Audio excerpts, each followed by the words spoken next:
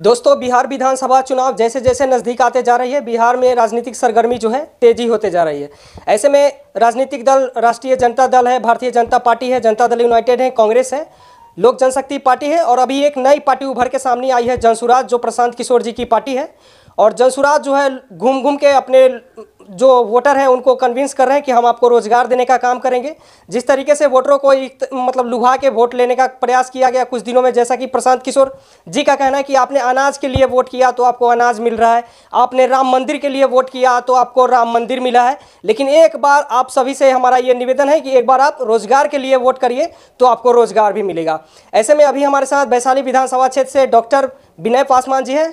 सबसे पहले स्वागत है सर आपका। जी नमस्कार आपको और आपके चैनल को जितने भी व्यूवर्स हैं उनका मैं हृदय से आभार व्यक्त करता हूँ। इस तरीके से सर जनसुराज वादे पे वादे करते जा रही है, बहुत सारे तमाम तरह की पार्टियां इससे पहले बहुत तमाम तरह की नेतागण जी है वादे करके और निभाते नहीं हैं। तो जनसुराज से आप जुड़े हैं और प्रशांत किशोर जी जिस तरीके से बता रहे हैं कि हम आपको रोजगार देने का काम करेंगे, अच्छी शिक्षा देने का काम करेंगे, अच्छी स्वास्थ्य देने का काम करेंगे, तो सर ये कैसे कर पाएंगे? देखिए, पहले तो हम लोगों का कोई पार्टी नहीं था जी, पार्टी की स्थापना अब हुई है। तो जनता को तो हम लोगों ने धोखा दिया नहीं है, जनता को सिर्फ हम लोगों ने जगाने का काम किया है। और हम आज भी हम लोग कहीं जाते हैं तो ये नहीं बोलते हैं कि आप हमको वोट दीजिए, लेकिन वोट दीजिएगा तो आखिर किस बात के लिए वोट दीजिएगा, ये बात महत्वपूर्ण बात होता है। तो हम लोग जनता को बताते हैं कि आप जाति के नाम पर दिए, धर्म के नाम पर दिए, इस बार आप लोग वोट करेंगे अपने बच्चे के शिक्षा पर। तो लोगों को जागरूक किए हैं। जनसुराज पूरे बिहार में फैल गया है। जनसुराज पूरे 243 सीट पर चुनाव लड़वाएगी। ये बिहार की पहली पार्टी होगी जो पूरे विधानसभा में चुनाव लड़ेगी। किसी के साथ गठबंधन का कोई बात शुरू के समय से नहीं हो रहा है। और जितनी जिसकी हिस्सा है उसकी उतनी हिस्सेदारी मिलने वाला है, जिसकी आबादी जितनी उनको सीट मिलेगा। और ये बात सब पार्टी को और मैंने बेचैनी बढ़ा दिया है। बाकी पार्टी वाले लोग अब सोचने पर मजबूर हो गए हैं। तो जहाँ लोगों को हक देने का बात है, लोगों को रोजगार देने का बात है, सही बात बताया जा रहा हो और बिहार में कोई सुंदर राज्य बनाने की बात हो रहा हो, तो लोग तो इस चीज़ को निश्चित रूप से स्वीकार करेंगे। जनता को तो नेता बात से ही ठगता है और ठगाते ठगाते जनता ठाकुर हो गया है। 30 बरस से 70 बरस हो गया ये सब। बिहार हम लोगों का आज़ादी के समय जो स्थिति था वो आज नहीं है। प्रशांत जी के नेतृत्व में हम आपको बता रहे हैं आपके चैनल के माध्यम से, बिहार जापान से आगे जाएगी।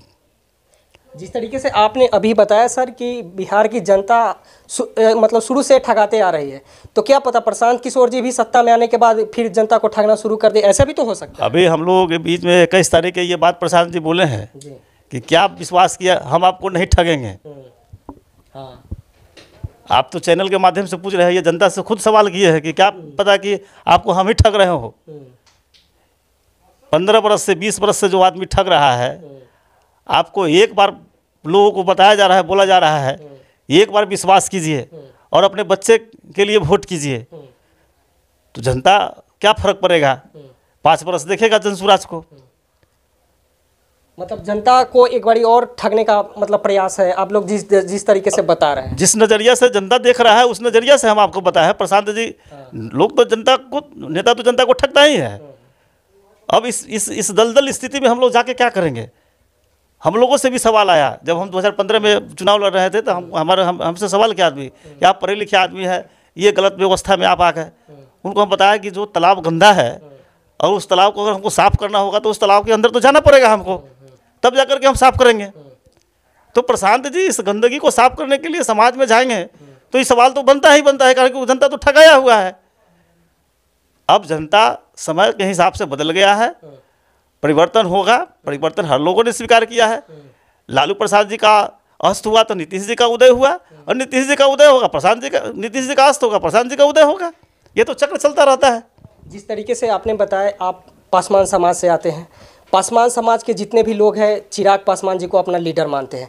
ऐसे में आप जनसुराज से जुड़े हुए हैं और बाकी अधिकतर जो लोग हैं पासवान समाज से वो लोक जनशक्ति पार्टी रामविलास से जुड़ी हुई है।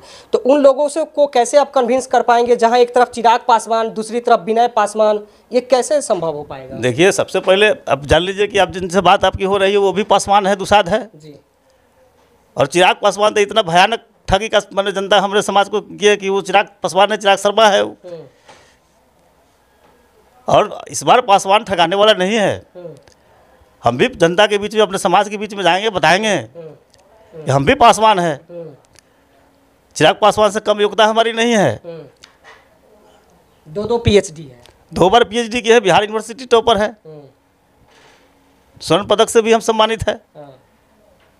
और राजनीतिक परिवार में हम जन्म नहीं लिए हैं, विरासत में नहीं मिला है, उनको तो विरासत में मिला हुआ है।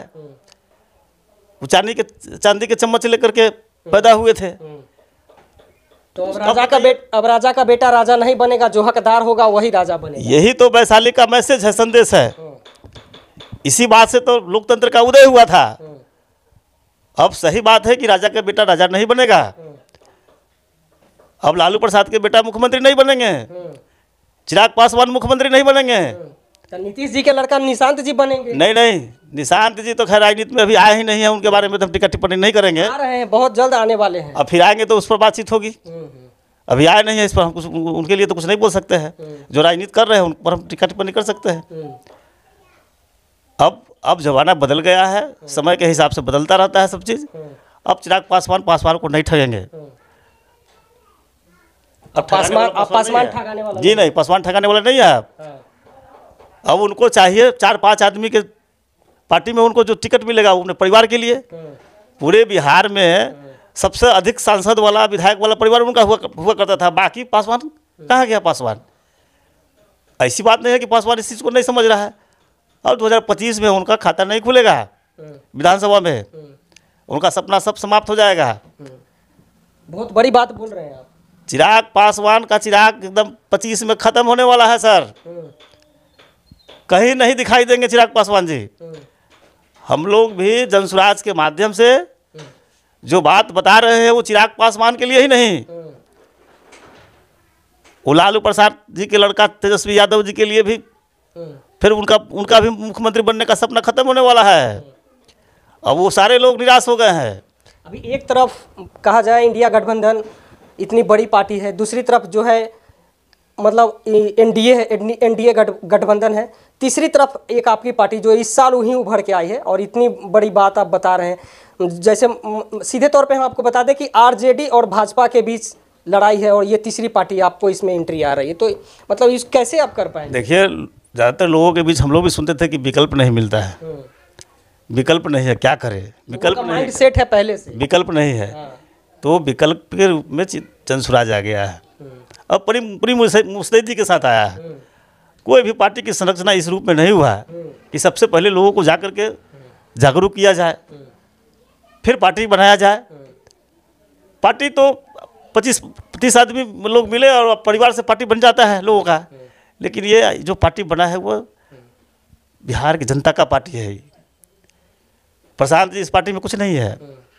प्रशांत जी एक और बात बोल दिए हैं कि पहला मुख्यमंत्री दलित होगा, पहला प्रदेश अध्यक्ष भी दलित होगा। अभी मनोज भारती जी दलित समाज से है प्रदेश अध्यक्ष। वो पहला नेता है जो आबादी के हिसाब से हिस्सेदारी का बात किए। अब देखिए, बिहार में वैसे लोग नहीं थे जो इन लोगों को पछाड़ने का काम करे। अब आ गए हैं प्रशांत जी। प्रशांत जी के पास तो अनुभव है चुनाव लड़ाने का, और पूरे साधन के साथ चल रहे हैं। उनके पास शिक्षा भी है, पैसा भी है।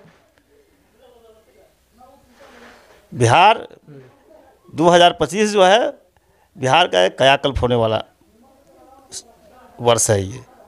और देखिए, अभी हम आपको बता दें कि हम लोग इनके निजी आवास पे हैं और ये इनका छोटा सा एक ऑफिस है, जिस ऑफिस में आप दिखा सकते हैं, चारों तरफ देखेंगे तो एक बहुत ही बेहतर ऑफिस आपको दिखने को मिलेगा। और यहीं बाहर में अगर आप आते हैं तो देखिएगा यहाँ पे इफ्तार पार्टी का तैयारी चल रही है, हो रही है, जो कि सभी धर्मों के लोग कुछ ही देर बाद यहाँ पे आएंगे और लगभग 6 बजे से जो है इफ्तार पार्टी का शुरुआत किया जाएगा।